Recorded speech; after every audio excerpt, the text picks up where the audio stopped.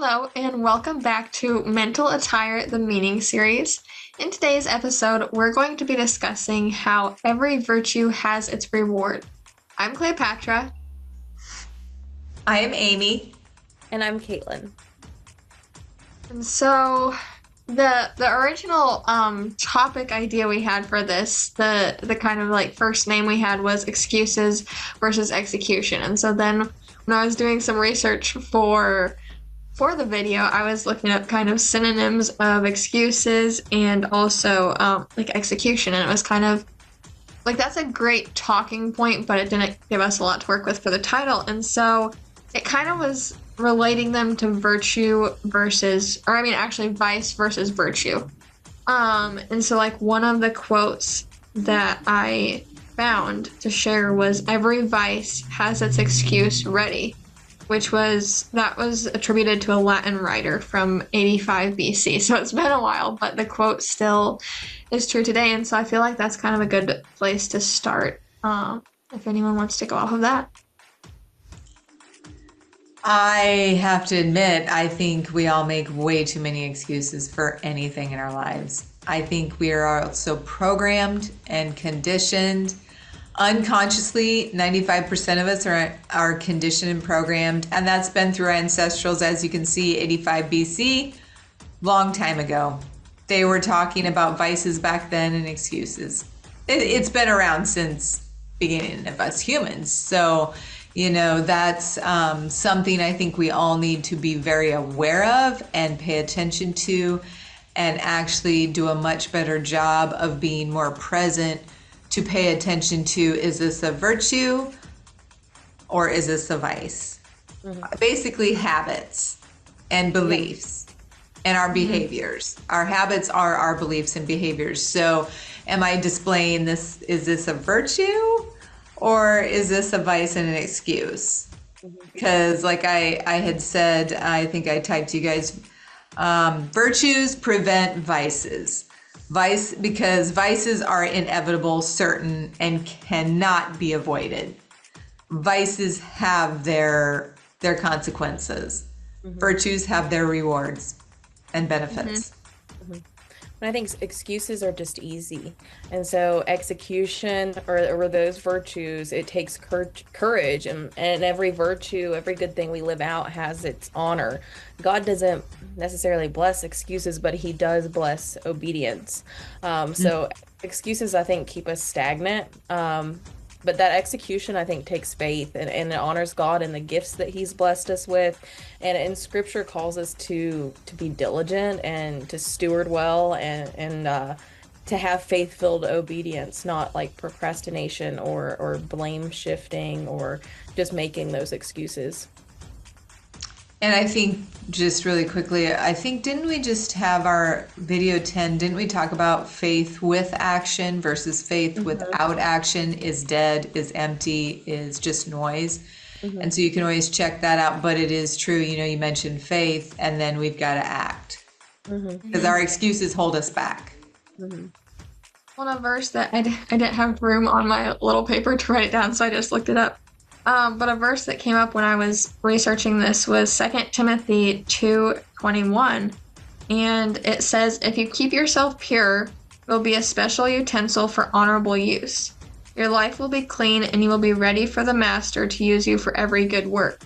So I feel like that kind of is like what you were talking about, Caitlin, is like when it's honorable or when you're doing it to honor God and yourself. I mean, honoring God is also honoring yourself as well as everyone around you, so it's not just like I'm honoring God and that excludes everyone around me or myself. It's actually everything included.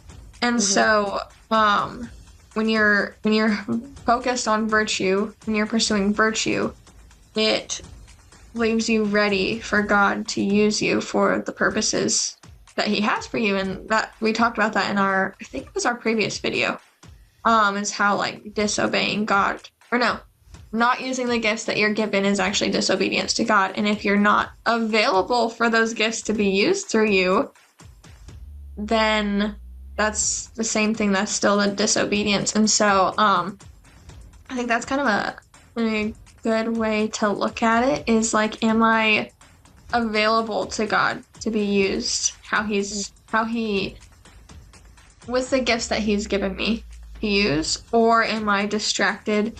Am I not following virtue, that kind of thing. And so, I don't know, I think that's kind of an interesting. Well, and it makes me think of, I don't know if about you guys, but it makes me think about the parable of that great banquet where the master invited, all these different people, and they excused themselves, like buying land, or they were getting married, and their excuses actually caused them to miss out on this great feast that was prepared for them. And so excuses may feel valid in the moment, but they can cause us to miss God's greater blessings and his greater opportunities. So excuses really do, they dishonor God's calling. And so we need to come back or rein ourselves into, am I going to miss out on God's blessings if I don't listen, or if I make these excuses? Well, and John, this is one of my, in all my years until 21, John 5, and it's like 1 through 15, but in 14, Jesus says, sin no more. He told the gentleman to get up and, take your mat and walk. Mm-hmm. But the key there is, okay, yes, we will keep sinning and making mistakes, but let's be wise here. Let's work on this every day. We certainly don't want anyone thinking that they can't be redeemed or restored or anything like that. But know that, I never heard that growing up. I always just heard the other part. Well, this is important. Sin no more. At least we should be working on that, But know that if you have, you can repent. You can recover, restore, be redeemed, but we have to do it. We have to do our part. God does his part, but we have to do our part. And I try to keep that in mind because, okay, I've made my choices. And like in Philemon talks about our consequences here on earth that, we have to take care of. We have to right our wrongs.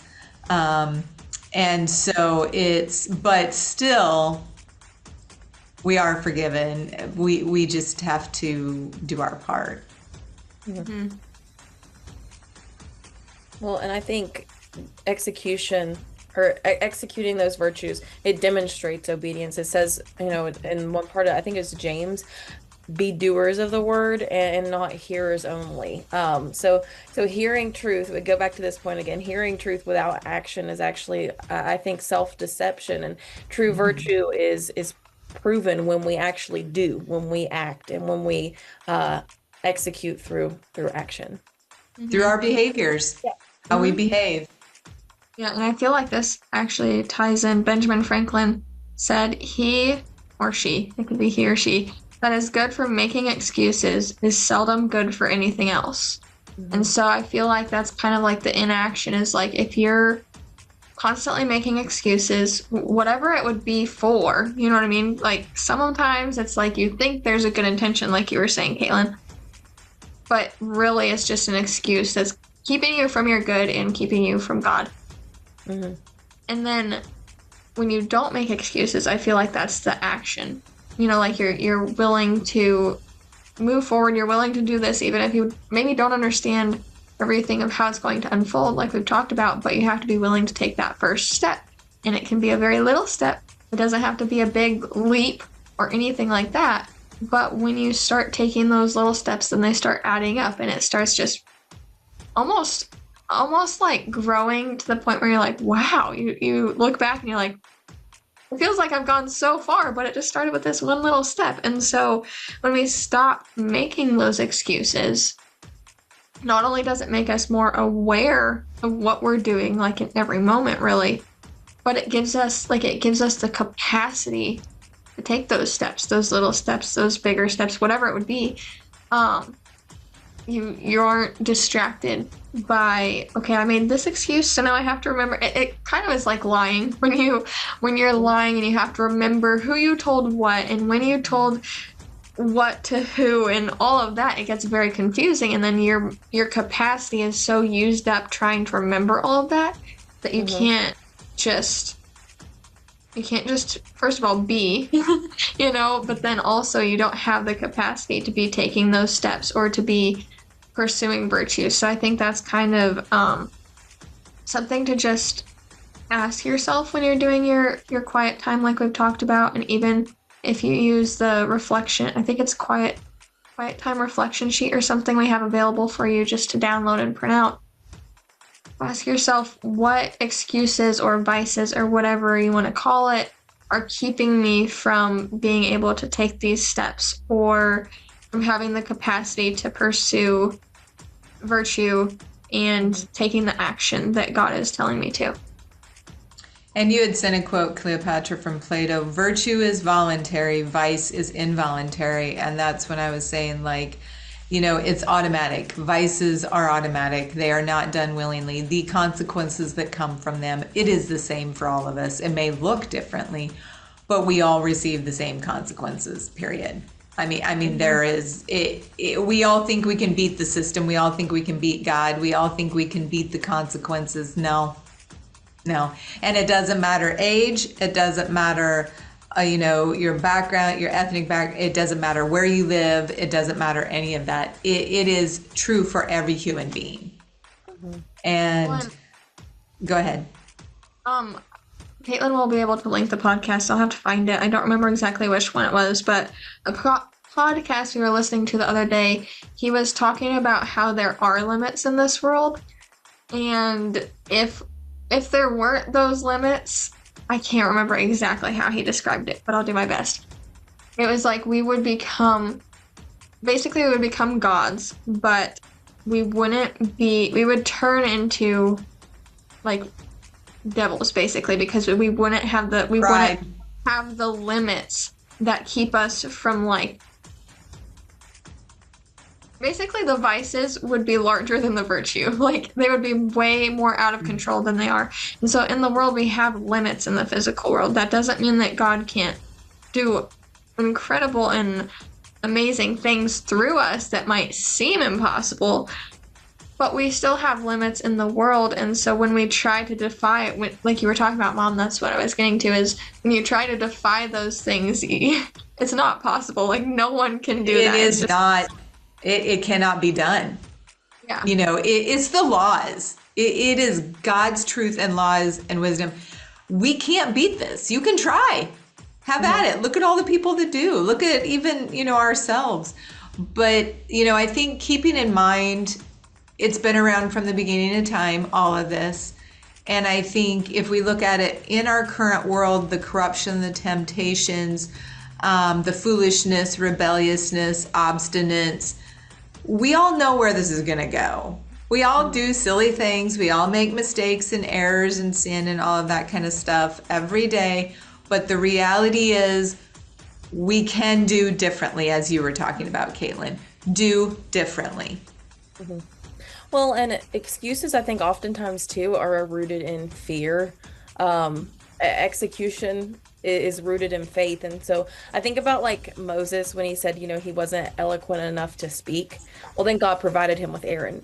So he didn't have an excuse. And I think about, like, Jonah. He didn't want to go to the city of Nineveh, and he made excuses about it because they were so wicked. But excuses often mask fear or insecurity or and like you said, like, rebelliousness too. And so faith pushes us to act in God's strength, not our own. And so those excuses oftentimes are rooted in that, but we got to know execution is rooted in Him. And when we execute, we're being obedient to Him, and we're fulfilling His purposes for us, if that makes sense. And every time I read fear in the Bible, my brain, I have trained myself to look at it as we've got to trust God. Mm-hmm. Fear God, but we've got to trust God, which equates to believe, which equates to faith. Faith, believe, trust, fear. To me, they're all,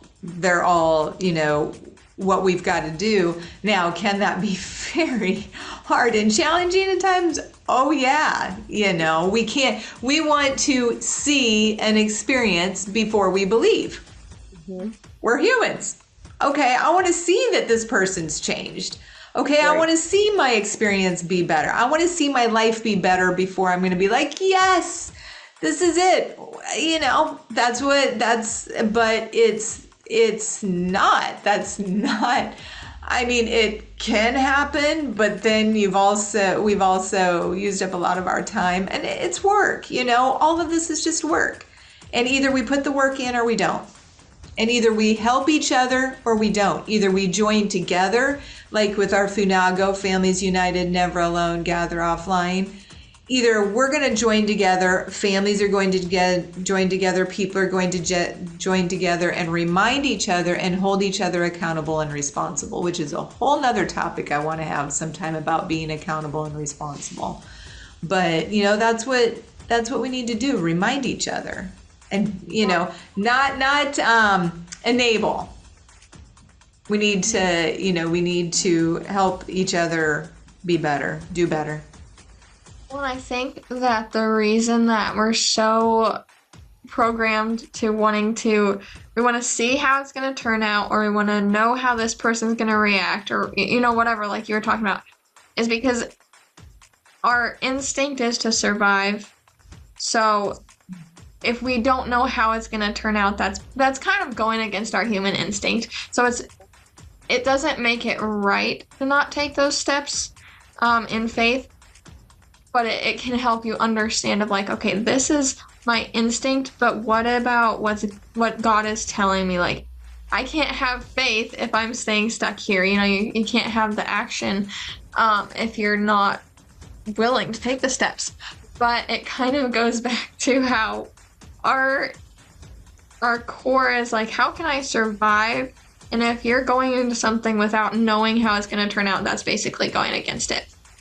And so it's kind of a matter of remembering, though, that we were created in God's image.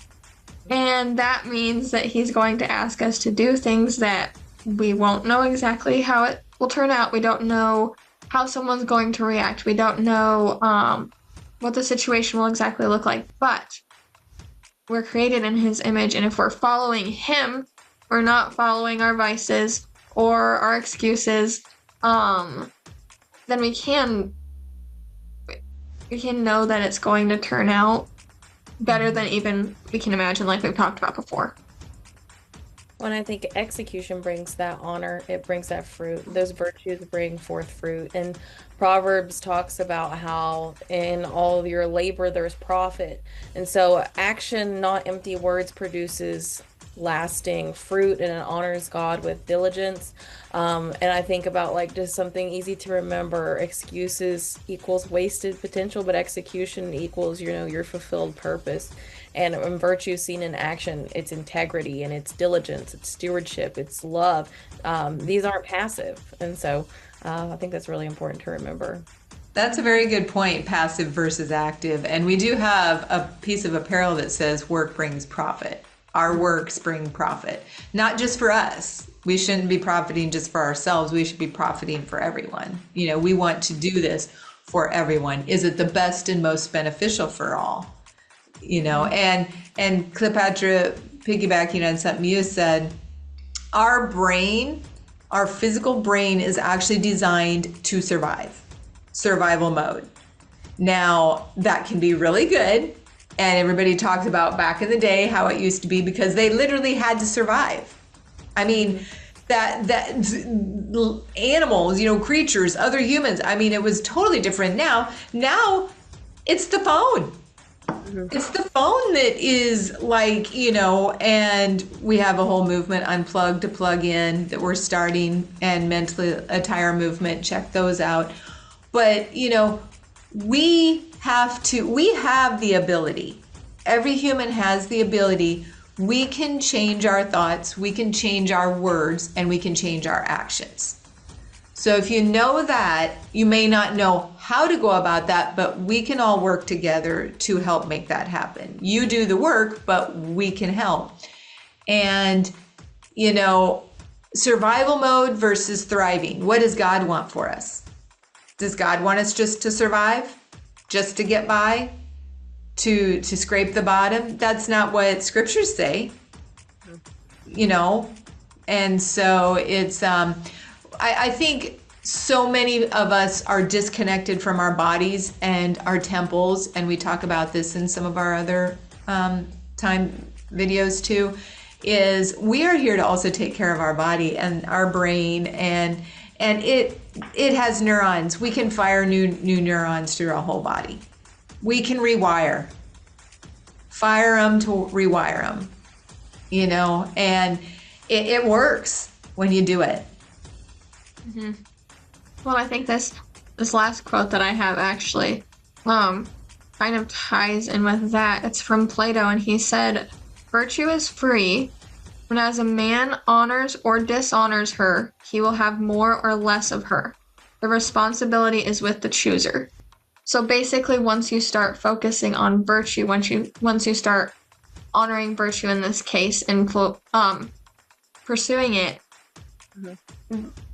your mind starts almost naturally. I mean, it's still work. It's not that it's ever going to be like, oh, like, I'm not going to have any temptations, or I'm not going to have any vices that, like, you know, are tempting me. It's not that, but it becomes more natural to pursue the virtue and the honor and action with God than even maybe the vices, because you're starting to like program your mind to want those things instead, and it's in a good way of wanting them, you know. And so yeah, I mean, I think once you just start kind of taking that first step, you'll be like, oh, I didn't realize I could do that. I didn't realize I was capable of this. And it might even, like, to others it might be so small, but to you it's like, wow. And that's really all that matters, is it's between you and God, and then whoever else in your life it does affect. But it's like, you also and comparison can be a whole different topic that we could talk about at some point, but like, you can't compare your first step or your little steps or big steps to someone else's steps. It just doesn't work. You can maybe talk to people that you trust about them, and they could share their experiences, because we are supposed to help each other. We're instructed to help each other. It can be inspiring to hear other people's, but you can't compare them, because then you're just really getting back to a different vice. Actually, comparison could be considered another vice. And so it's really about just taking that first little step, however big or small it is to you. You know, it might seem big to you, and it might actually be tiny to someone else. It doesn't really matter. It matters that you're taking the action. That's what matters. Well, and we honor God by executing what He's entrusted us with. So, and it may not be like big, and I've said this before, big things. It may be like just your family and honoring Him there in your home, and we by executing, you know, that, and by taking care of those things, even if it is imperfectly, because we're human, we have not received our heavenly bodies, so we are imperfect. But executing them to the best of your ability and to the best of honoring God. And that will bring him glory, and will bring you joy. Mm-hmm. Two things, and then we can pick our top thing we'd like to have as a takeaway. You know, the last part of that quote, Cleopatra, that Plato wrote, was, God is justified. Oh, yes. And to me, that's very powerful. There's a lot of people that do not want to agree or admit that. But God is justified. God is upheld. The truths, the laws, these are upheld, like we were talking about naturally. That, are you going to try to go jump off a building with gravity? Tell me how that works, unless you have a parachute or something that's going to keep you up. We can't change that law. We can't change that truth. There are things, and so God is justified, and God makes good. He does.